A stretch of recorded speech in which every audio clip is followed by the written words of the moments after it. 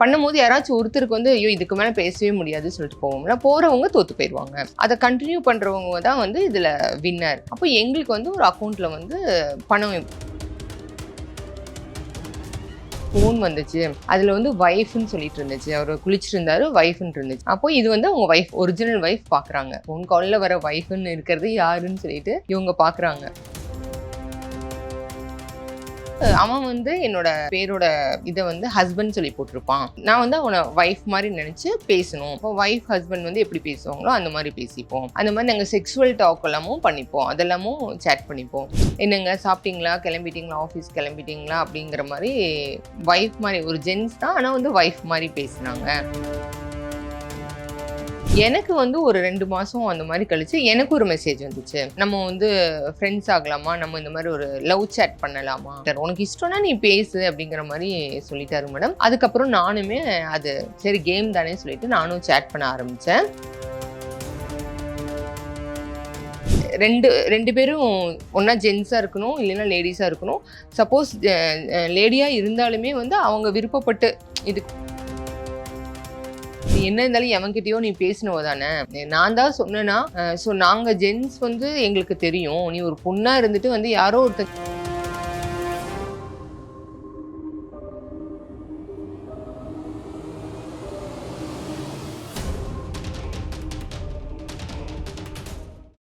Yellow points நேயர்களுக்கு வணக்கம். இன்னைக்கு நம்ம கூட டிடெக்டிவ் யாஸ்மின் அவர்கள் தான் இருக்காங்க. அவங்க கூட தான் பேச போறோம். வணக்கம் மேம். வணக்கம். எப்படி இருக்கீங்க மேம்? நல்லா இருக்கேன், நீங்க எப்படி இருக்கீங்க?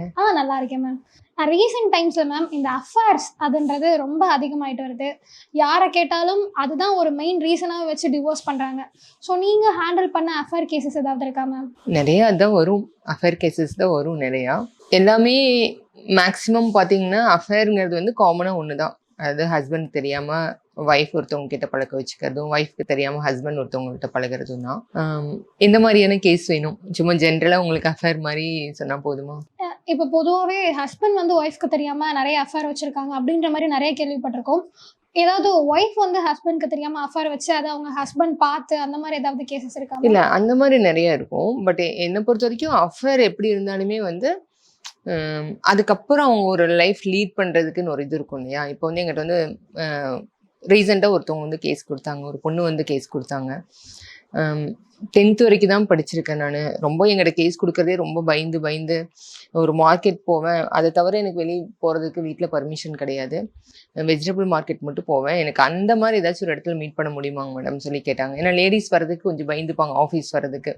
யாராச்சும் அவங்கள ஃபாலோ பண்ணிட்டு வருவாங்களா, ஆஃபீஸ்க்கு வரும்போது ஒரு டிடெக்டிவ் ஆஃபீஸ்க்குள்ளே வரோம் அப்படிங்கிறது தெரிஞ்சுன்னா அது அவங்களுக்கு ப்ராப்ளம் ஆகும் இல்லையா? அந்த மாதிரி. ஸோ அவங்களுக்காக அப்படி ஒரு பிளான் பண்ணி நானும் மார்க்கெட் போகிற மாதிரி அங்கே ஒரு இடத்துல தான் வச்சு மீட் பண்ணி பேசினோம். ஸோ பேசும்போது அந்த பொண்ணு சொன்னது, 10th தான் நான் படிச்சிருக்கேன் மேடம், வந்து வீட்டில் வந்து அதுக்கு மேலே படிக்க வேண்டாம்னு சொல்லிட்டாங்க. ஏன்னா கல்யாணம் பண்ணி வச்சிடணும் சீக்கிரம், எங்கள் இதில் சீக்கிரமே கல்யாணம் பண்ணி வச்சுருவாங்க. நான் எவ்வளவோ கேட்டும் கல்யாணம் படிக்க வேண்டாம்னு சொல்லிட்டாங்க. சின்ன வயசுலேருந்தே எங்கள் அத்தை பையன் மேலே வந்து எனக்கு நானும் அவரும் வந்து ரொம்ப இதாக லவ் பண்ணிட்டு இருந்தோம். அவங்க ரொம்ப வசதியான ஃபேமிலி. கல்யாணமும் வீட்டில் வந்து எவ்வளவோ சொல்லி எவ்வளவோ இது பண்ணி வீட்டில் இருந்துட்டு வேண்டாம், ஏன்னா ரொம்ப வசதியான ஃபேமிலி, நம்மளது ஒரு நார்மலான ஃபேமிலி, கல்யாணம் பண்ணி போனால் கண்டிப்பாக ஏதாச்சும் ஒரு பிரச்சனை வரும் அப்படின்னு சொன்னாங்க. நான் இல்லை அவனை தான் கல்யாணம் பண்ணிப்பேன். இன்னொன்று எங்கள் அத்தை பையன் வந்து ஏதோ வேலை அந்த மாதிரிலாம், இப்போ ஹஸ்பண்ட் வேலையெல்லாம் எதுவுமே ஒரு ப்ராப்பரான ஒரு பிஸ்னஸ் எதுவுமே இல்லாமல் தான் இருந்தார். அதனால வீட்டில் இருந்து வேண்டாம், அவன் வந்து வேலைக்கும் போகிறதில்ல, ஒன்றும் போகிறதில்ல, என்ன சொத்து இருந்தாலும் வேலைக்கெல்லாம் போகணும், அதுதான் பார்த்துக்க முடியும், அதனால வேண்டவே வேண்டாம்னு சொன்னாங்க. நான் தான் ரொம்ப போராடி கல்யாணம் பண்ணேன். கல்யாணம் பண்ணதுக்கப்புறம் வந்து எங்கள் வீட்லேயுமே வந்து ரொம்ப கஷ்டப்பட்டு வந்து 50 பவுன் போட்டு கல்யாணம் பண்ணி வச்சாங்க. ஏன்னா வசதியான குடும்பத்தில் கல்யாணம் பண்ணி வைக்கிறோம், எதுவும் பேசிடக்கூடாது, பொண்ணு நல்லா வச்சுக்கணும் அப்படிங்கிறதுக்காக கஷ்டப்பட்டு கல்யாணம் பண்ணி வச்சாங்க. 50 சவரன் நகை போட்டு கல்யாணம் பண்ணி வந்துட்டோம். வந்து ஒரு 6 மந்த்ஸ் அந்த மாதிரி தான். அவர் வந்து பயங்கரமாக ட்ரிங்க் பண்ணுவார், நேரங்கட்ட நேரத்தில் வீட்டுக்கு வர்றது, அந்த மாதிரி வேலைக்கெல்லாம் எதுவும் போக மாட்டார். எவ்வளோ நம்ம அட்வைஸ் பண்ணாலும் எவ்வளோ இது பண்ணாலும் ரொம்ப ஹார்ஸாக நடந்துப்பார். ஆனால் எவ்வளோ ஹார்ஸாக நடந்துக்கிட்டாலும் நான் தூங்குனதுக்கப்புறம் வந்து என்னை பயங்கரமாக தலை கோதி விட்டு, சாரி நான் தெரியாமல் ஏதோ ஒரு இதில் ட்ரிங்க் பண்ணியிருந்த இதில் உங்கள்கிட்ட நான் அப்படி நடந்துக்கிட்டேன், சாரி அப்படியெல்லாம் இது பண்ணுவார். அப்போ எனக்கு அவர் மேலே இருக்கிற கோபமெல்லாம் போயிடும். ஸோ இப்படியே போயிட்டு இருந்துச்சு. நான் சரி கெட்ட பழக்கம் எது இருந்தாலும் வேலைக்கு போனாலும் போகாட்டியுமே வந்து ஓகே, என் மேலே பயங்கர லவ்வா இருக்காரு அப்படின்னு நினைச்சிட்டு இருந்தேன். ஆனா இப்ப எனக்கு அவரோட ஆக்டிவிட்டீஸ்ல கொஞ்சம் சந்தேகமா இருக்கு. ஏன்னா எங்களுக்கு குழந்தைகளும் இல்ல. கல்யாணமாகி ஒரு 4 இயர்ஸ் ஆச்சு. இன்னும் குழந்தையெல்லாம் இல்ல. இவரு ரொம்ப லேட்டா வர்றது இதெல்லாம் தாண்டி வந்து ஒரு தடவ அவருக்கு வந்து ஃபோன் வந்துச்சு. அதுல வந்து வைஃப்ன்னு சொல்லிட்டு இருந்துச்சு. அவரு குளிச்சுட்டு இருந்தாரு. வைஃப்ன்னு இருந்துச்சு. அவர் ஃபோனெல்லாம் எடுக்கறதுக்கு அலோவ் பண்ண மாட்டாரு. எனக்கு ரொம்ப ஷாக்கா இருந்துச்சு. ஏன்னா ஃபோன் அப்படியெல்லாம் எடுத்தா ஏற்கனவே வந்து அவரோட ஃபோன் வந்து நான் அட்டெண்ட் பண்ணி பயங்கரமா என்ன அடிச்சுட்டாரு. அதுக்கெல்லாம் வந்து அலோவ் பண்ண மாட்டாரு. ஃபோன் அட்டெண்ட் பண்றது இதெல்லாம் வந்து அலோவ் பண்ண மாட்டாரு. வைஃப்ன்னு வந்துச்சு. ரொம்ப குழப்பமா இருக்கு. இவங்க தானே அவரோட ஒய்ஃபு. அவரோட ஃபோன் அதான் இவங்க தான் உங்க வைஃப். ஆனா உங்களுக்கு ஒரு கால் வருது. அதுல வைஃப்ன்னு சொல்லிட்டு வருது. ஓ! அப்போ இது வந்து அவங்க வைஃப், ஒரிஜினல் வைஃப் பார்க்குறாங்க. ஃபோன் கால்ல வர வைஃப்ன்னு இருக்கிறது யாருன்னு சொல்லிட்டு இவங்க பார்க்குறாங்க. ஃபோன் எடுக்கவும் முடியாது. அப்புறம் வெளிய வந்ததும் இந்த மாரி வைஃப்ன்னு சொல்லிட்டு ஃபோன் வந்துச்சு அப்படிங்கும்போது, இல்ல இது வந்து ஒரு கேம். நான் வந்து நாங்க வந்து ஒரு கேம் மாரி வச்சிருக்கோம். ஃப்ரெண்ட்ஸ் எல்லாம் வந்து பசங்க தான் எல்லாருமே வந்து. சும்மா வைஃப்ன்னு சொல்லிட்டு இப்ப எனக்கு ஒரு பேர் என்னோட ஃப்ரெண்ட் ஒருத்தன் இருப்பான். 2 பேர் வந்துட்டு இந்த மாரி செட்டா இருப்போம் நாங்க ஃப்ரெண்ட்ஸ்குள்ளேயே. அவன் வந்து என்னோட பேரோட இத வந்து ஹஸ்பண்ட் சொல்லி போட்டிருப்பான். நான் வந்து அவன வைஃப் மாரி நெனச்சு பேசணும். இது எப்படின்னா ஃபர்ஸ்ட்டு சேட் பண்ணுவோம். அ மெசேஜ் பண்ணிட்டே இருப்போம். மெசேஜ் பண்றதே வந்து அவ பொண்ணாவே நெனச்சு நான் மெசேஜ் பண்ணணும். அவன் வந்து என்ன வந்து ஹஸ்பண்டா நெனச்சு மெசேஜ் பண்ணணும். ஃபர்ஸ்ட்டு லவர் மாரி நாங்க இத ஸ்டார்ட் பண்ணுவோம். இது ஒவ்வொரு ஸ்டேஜ் போவோம். இதுக்கு முன்னாடி பார்த்தீங்கன்னா, நாங்க வந்து சும்மா ஜஸ்ட் ஒரு நார்மல் சேட் மாரி பண்ணிட்டுருப்போம். அந்த டைம்ல வந்து இப்படி இல்ல. இப்போ வந்து வைஃப்ங்கிற ஸ்டேஜுக்கு இந்த கேம் வந்திருக்கு. ஃப்ரெண்ட்ஸ் மாரி ஃபர்ஸ்ட்டு சேட் பண்றது. அப்புறம் கொஞ்சம் கொஞ்சமா சேட் பண்ணதுக்கப்புறம் நாங்க லவ்வர்ஸா மாறுறது. லவ்வரா மாறும்போது நாங்க சும்மா எங்களுக்கு பிடிச்ச மாரி ஸ்வீட்டி, டார்லிங் அப்படி சொல்லி இதுக்கு முன்னாடி நான் இது பண்ணியிருந்தேன். அதுக்கப்புறம் ஒரு ஸ்டேஜுக்கு அப்புறம் வைஃப் அப்படிங்கிற மாரி. இப்போ வைஃப், ஹஸ்பண்ட் வந்து எப்படி பேசுவாங்களோ அந்த மாரி பேசிப்போம். அந்த மாரி நாங்க செக்சுவல் டாக் எல்லாமும் பண்ணிப்போம். அதெல்லாமும் சேட் பண்ணிப்போம். இப்போ அது வந்து ஒரு ஸ்டேஜ் வரைக்கும் மெசேஜ்லயே போகும். அதுக்கப்புறம் நெக்ஸ்ட் ஸ்டேஜ் வந்து கால் பண்ணி பேசுறது. ஓ! நாங்க வந்து கால் பண்ணி இப்போ மேரேஜ் பண்ணி கால் பண்ணி ஒரு ஹஸ்பண்ட் ஒய்ஃப் எப்படி பேசுவோமோ அந்த மாரி ஸ்டேஜ்ல இப்ப இந்த கேம் இருக்கு. இந்த கேம்ல வந்து அடுத்த ஸ்டேஜ் வந்து நாங்க வந்து ஒரு மாதிரி பயங்கரமா ஒரு ஹஸ்பண்ட் அண்ட் ஒய்ஃப் எப்படி ஓப்பனா பேசுவாங்களோ, அந்த மாரியெல்லாம் பேசுவோம். பேசுறதுல யாருனால வந்து அந்த கேம் வந்து தாக்கு பிடிக்க முடியாம போறாங்களோ, அவங்க வந்து ஒரு பெட் அமௌண்ட் கட்டியிருப்போம். அந்த அமௌண்ட் எங்களுக்கு அக்கவுண்ட்ல வந்துரும். இப்போ அவன் வந்து வைஃப் மாரி பேசுவான்.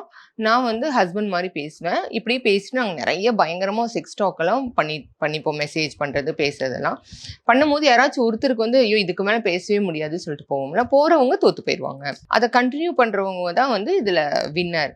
அப்போ எங்களுக்கு வந்து ஒரு அக்கவுண்ட்ல வந்து பணம் இது பண்ணுவாங்க. இப்படி ஒரு இது இருக்கு. இப்படி ஒரு குரூப்ல வந்து இப்படி இந்த மாரி எங்களுக்கு ஒரு மெசேஜ் வந்துச்சு. நாங்க சரி ஜாலியா ஓகே சொல்லிட்டு பண்ணி பார்த்தோம். இது வந்து அந்த அந்த கேமோட ரூலே வந்து 2 பேரும் ஒண்ணா ஜென்ஸா இருக்கணும், இல்லைன்னா லேடீஸா இருக்கணும்.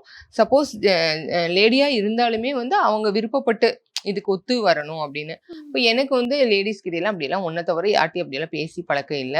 அதனால என்னோட ஃப்ரெண்ட் இருக்கான்ல, அவனவே வச்சு நான் பேச வச்சுட்டேன். அப்படிங்கிற மாரி இந்த பொண்ணுட்ட சொல்லியிருக்காங்க. இதெல்லாம் உண்மையா மேம்? அதுதான். நீங்க ஃபுல்லா கேளுங்க. இப்ப இந்த பொண்ணு என்கிட்ட சொன்ன விஷயம் இது. இப்படி சொன்னாரு. சொல்லி கொஞ்ச நாள் ஆச்சு. ஆனதுக்கப்புறம் வந்துட்டு எனக்கு ரொம்ப குழப்பமா இருந்துச்சு. ஆனாலும் அவர் சொல்றது நம்புற மாரி இருந்துச்சு. மறுபடியும் ஒரு 2 டேஸ் கழிச்சு மறுபடியும் வைஃப் சொல்லிட்டு கால் வந்துச்சு. கால் வந்த உடனே அவர் வந்து என் முன்னாடி ஸ்பீக்கர் போட்டாரு. அங்கிருந்து பேசுனது ஒரு ஜென்ஸ் தான் பேசினாரு.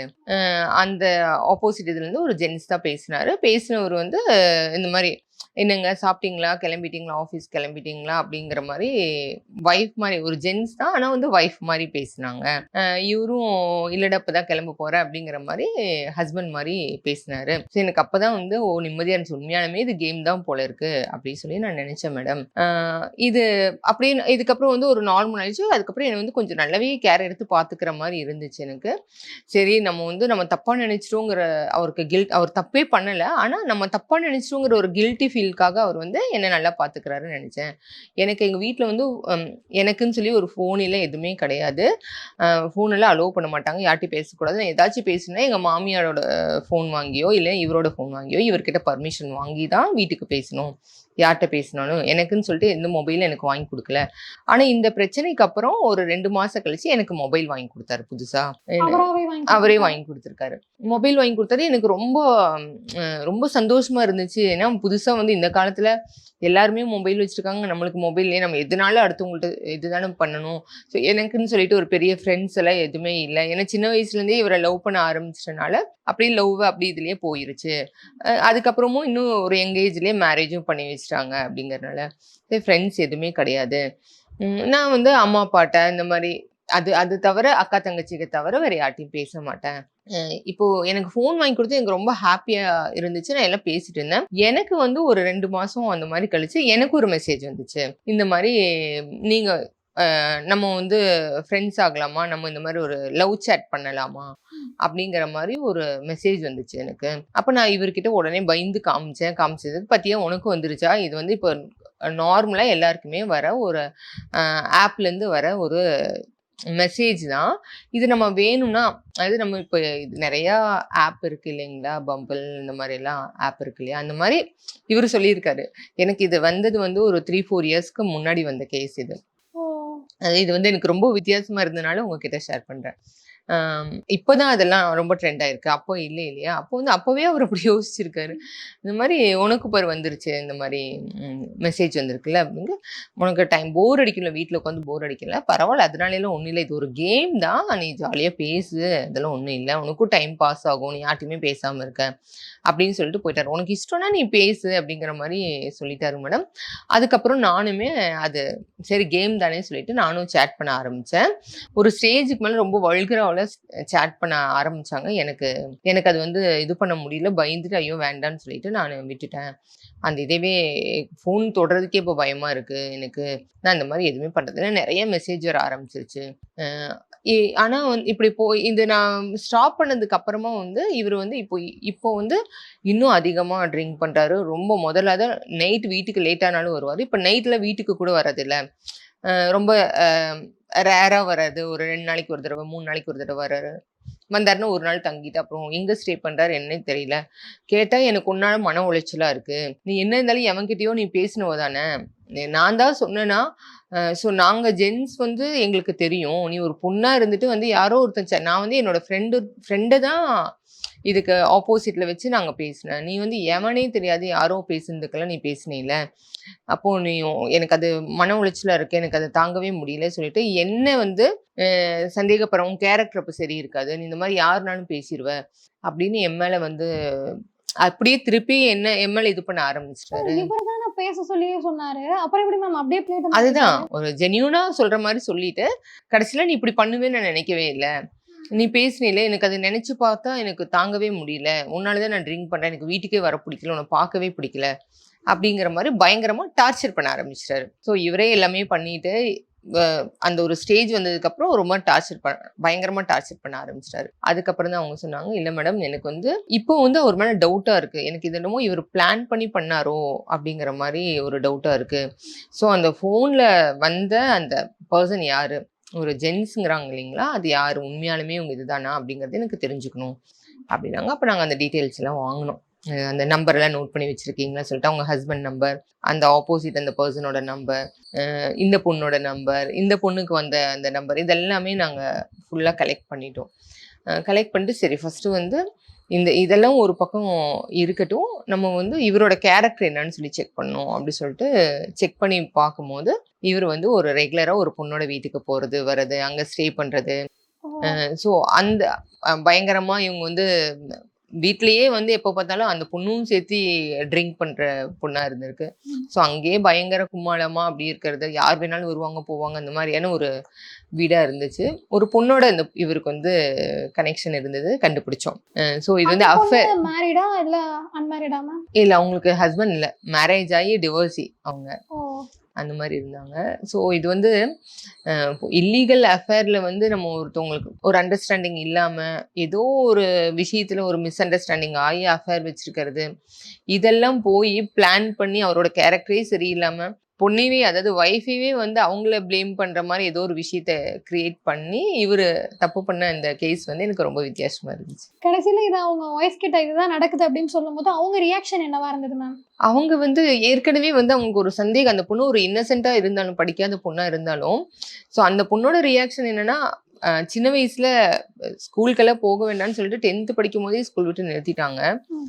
சாதாரணமான குடும்பமா இருந்தாலுமே படிக்கிறதுக்கு மேல படிக்க வைக்கிறதுக்கு எங்க வீட்ல சொன்ன காரணம் வந்து, "ரொம்ப செலவாகும். நீ காலேஜ்க்கெல்லாம் போனீன்னா வந்து நெறைய செலவாகும். அதுக்கு நான் உன்ன கல்யாணமே பண்ணி வச்சுருவோம்." அப்படின்னு சொன்னாங்க. ஸோ கல்யாணம் பண்ணி வச்சா ஒரு பொண்ணோட லைஃப் நல்லாருக்கும் அப்படின்னு. இன்னொன்னு தகுதிக்கு மீறி 50 பவுன் நகை போட்டு கல்யாணம் பண்ணது, இவ்வளோ ஒரு வசதியான இடத்துல சொந்தமா இருந்தாலும் வசதியான இடத்துல குடுக்குறோம். பொண்ணுக்கு நாளைக்கு எந்த பிரச்சனையும் வரக்கூடாது. பொண்ணு நல்லா இருக்கணும்னு சொல்லிட்டு என்ன கல்யாணம் பண்ணி வச்சாங்க. ஆனா வந்து இதுக்கு என்ன படிக்க வச்சிருந்தா, நான் நான் இன்னைக்கு வந்து இவர டிபெண்ட் பண்ணி இருக்க வேண்டியதில்ல. வெளிய வந்து நல்லா இருப்பேன் அப்படிங்கிற மாரி இது பண்ணாங்க. ஸோ இது என்ன நம்மளுக்கு தோணுதுன்னா, இந்த காலத்துலயும் இப்படியெல்லாம் இருக்கிறாங்க தான். நெறைய இடத்துல நடக்குது இந்த மாரி. ஸோ ஒரு கல்யாணம் பண்ணி வைக்கிறதுங்கிறது படிக்கிறது இல்ல, படிச்சது போதும். படிக்க அனுப்புனா கெட்டு போயிருவாங்க குழந்தைங்க. அவங்க வேற மாரி போயிருவாங்க. அதனால சீக்கிரமா கல்யாணம் பண்ணி வச்சுட்டா லைஃப் செட்டில் ஆயிரும். அப்படிங்கிற மாரியான ஃபேமிலிஸ் இப்பவும் இருக்கிறாங்க. நெறைய இடத்துல இருக்கிறாங்க.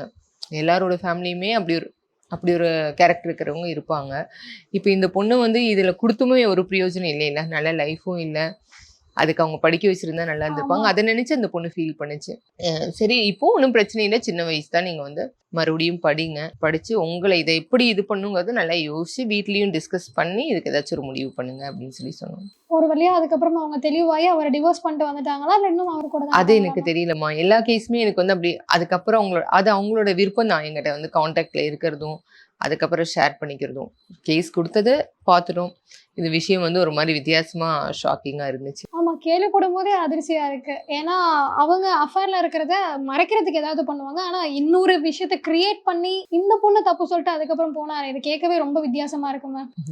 ஸோ அந்த பொண்ணு வந்து ஒரு டிடெக்டிவ்ட்ட போய் இப்படியெல்லாம் கண்டுபிடிப்பாங்கங்கிறத அவரு எதிர்பார்த்திருக்க மாட்டாரு. அவரு அப்படியே இத வச்சே ஓட்டிறலாம். அந்த பொண்ண டார்ச்சர் பண்ணிட்டு, அந்த பொண்ண எதுவுமே யோசிக்க விடாம நெறைய பேர் இந்த மாரி ஆளுங்க நெறைய பேர் இருக்காங்க. ஸோ அவங்க ஒரு தப்பு பண்ணுவாங்க. அது மறைக்கிறதுக்காக இவங்கள தப்பு பண்ற மாரி கிரியேட் பண்ணி, நல்ல ஹஸ்பண்ட் மாரி காமிச்சு, அதுக்கப்புறம் அதனால வந்து ரொம்ப டிப்ரஷனுக்கு போன மாரியும், தப்பு பண்ண மாரியும், "நீ பண்ணுன அதனால நான் பண்ணேன்." ஓ! ஏற்கனவே பண்ணிட்டு இருப்பாங்க. ஸோ இத இப்படி கொண்டு வந்து பண்றவங்கலாம் நெறைய பேர் இருக்காங்க. மேம் இது வந்து கல்யாணத்துக்கு அப்புறம் நடந்தத பத்தி பார்த்தோம். கல்யாணத்துக்கு முன்னாடி இப்போ லவ்வர்ஸ் எல்லாம் நெறைய இருக்காங்கல்ல மேம். அவங்க மேரேஜ் ப்ரப்போசல் கொண்டு போகும்போது, அவங்க பார்ட்னர்ஸ பத்தி டிடெக்ட் பண்ண சொல்லி உங்ககிட்ட கேஸ் ஏதாவது வந்திருக்கா மேம்? அப்போ கண்டுபிடிச்சிருக்கீங்களா அவங்க பார்ட்னர் ஒரு ஃப்ராட் அப்படின்றத? ஆமா. அந்த மாரி கேஸ் வந்து இப்போ நெறையாவே வருது. அது நல்ல விஷயம். அப்படி வர கேஸ்னால வந்து டிவோர்ஸ் தடுக்கும் கம்மியாகும். இல்லையா? ரொம்ப நம்ம முன்னாடியே பார்த்துடுறாங்க. ரொம்ப வருஷம் லவ் பண்ணிட்டு இருப்பாங்க.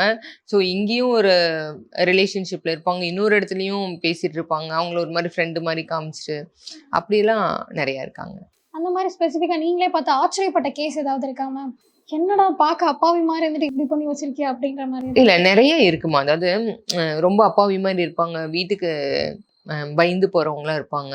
ஆனா ஒரு இடத்துல மேரேஜே பண்ணியிருப்பாங்க. வேற ஒரு இடத்துல வந்து மேரேஜ் பண்ணிட்டு கூட, இங்க ஃபேமிலிக்காக மேரேஜ் பண்றவங்க. அதுக்காக அலையன்ஸ் பார்க்கறது. இப்போ நெறைய பேர் அதுல ஏமாந்து போறவங்களும் இருக்காங்க. நெறைய பேர் இந்த மாரி வந்து பார்க்கும்போது நம்ம கண்டுபிடிச்சு சொல்லி, அதுல ஸ்டாப் பண்றவங்களும் இருப்பாங்க. ஆக்சுவலி நீங்க ஹேண்டில் பண்ண கேஸ பத்தி ரொம்ப இன்ட்ரஸ்டிங்கான ஃபேக்ட் எல்லாம் என்கிட்ட ஷேர் பண்ணிக்கிட்டீங்க ma'am. Thank you. Thank you ma'am.